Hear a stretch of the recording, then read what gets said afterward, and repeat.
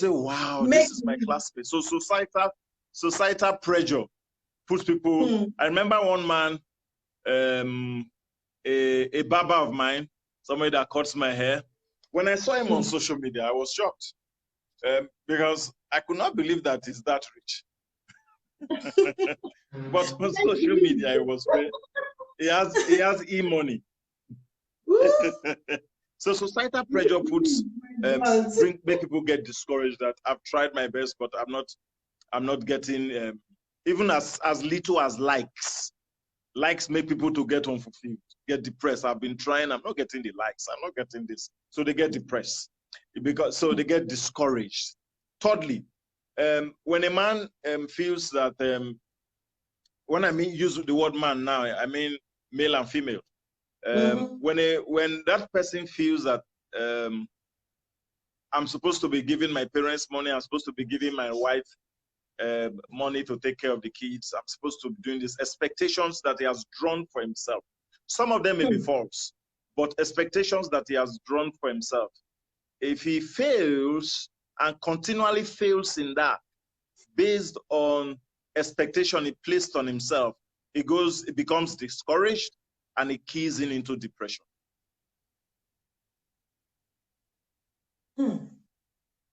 Expectations that he has drawn for himself.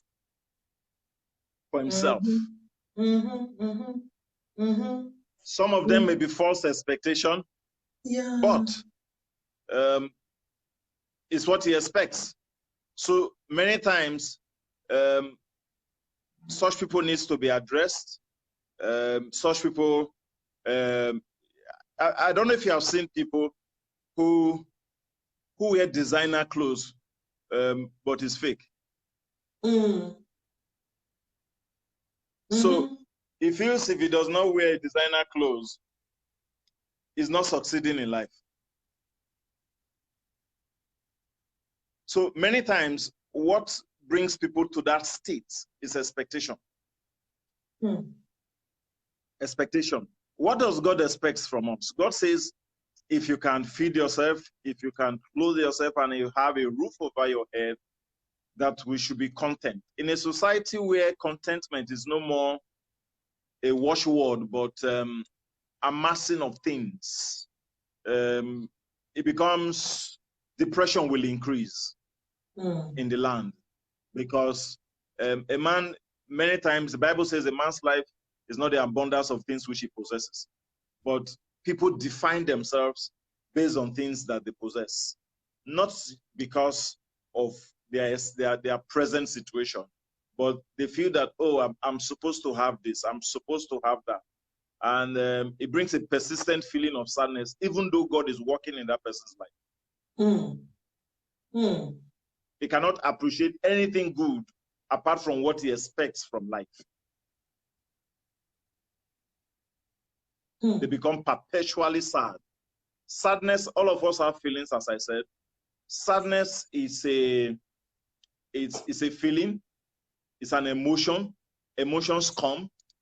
Every human being has emotions in his soul, but it's that state of not taking a decision. Because, you know, depression is a choice, as I started earlier on. When emotions come, you can lock it out or keep it in. Some of us, when we have bad odor in our environment, something automatically just kicks in and changes what we perceive. But many people, when they stay in that state of depression, they don't know how to lock out. They just, it looks as if they are imprisoned in their mind. And that brings them to the state of loneliness. They feel nobody understands me. Everybody looks down on me. Everybody speaks down to me. You know, they put themselves in a prison and they lock it and put the key in their pocket and blame every other person for locking them in. But the key is in their pocket, which is a decision to say, right now, I refuse to be depressed. So if anyone hears me now and is depressed, the key to unlock that state of mind is with you. And we shall talk on that as we move on. Yeah. God bless you, sir. Thank you so much, sir. So my question here is this now. Is it possible for a past event that somebody have gone through to make someone to be depressed? Maybe something you went through, maybe something someone went through when that person was young, or maybe something that have passed for like 10 years ago, 15 years ago. Anytime you remember such, can such bring someone to a depressed state? Yes.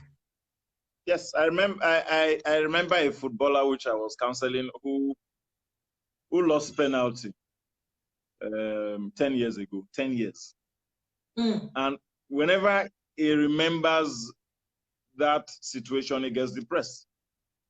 Why? And he can stay in that situation for days.